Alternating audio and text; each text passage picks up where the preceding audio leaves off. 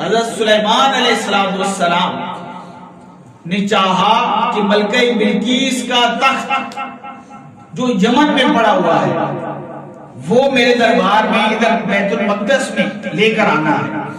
آپ نے اپنی محفل، جو لوگ تھے محفل میں بیٹھے ہوئے لوگ، ان سے پوچھا، درباریوں سے پوچھا، شاگردوں سے پوچھا، بھئی کوئی ہے ایسا بندہ جو وہ یمن میں پڑا ہوا تخت اور 7 دروازوں میں بند ہے، 7 کمروں میں بند ہے، ٹھیک ہے، وہ تخت اور بھاری بھرکم اتنا کہ 80 گز لمبائی ہے اس کی اور چوڑائی جو ہے اس کی 40 گز ہے، اتنا بڑا تخت ہیرے جواہرات سے مرکش ہے، وہ تخت لے کر آنا ہے میرے دربار میں۔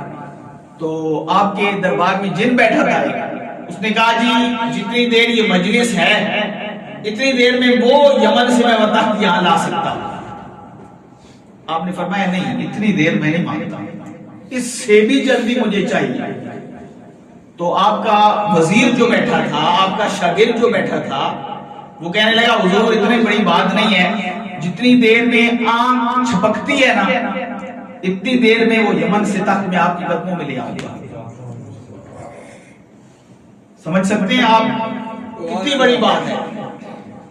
فرمایا جتنی آنکھ چھپکے گی نا، جتنی دیر لگے گی، وہ یمن سے 80 گز لمبا تخت جو ہے نا وہ اتنی دیر میں آپ کے پاس لے آؤں گا۔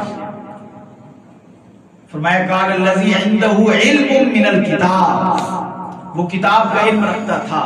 اب وہ تھا کون؟ اب اس بات کو دیکھنا ہے، حضرت سلیمان کا امتی تھا، حضرت سلیمان علیہ السلام کا امتی۔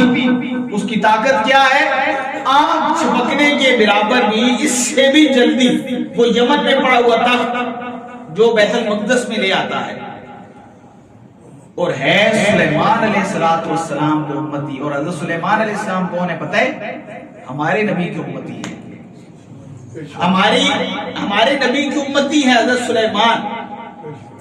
تو ہمارے نبی کا امتی حضرت سلیمان، حضرت سلیمان علیہ السلام کا امتی آصف بن برخیہ کتنی طاقت رکھتا ہے؟ 3 نمبر پہ ہے۔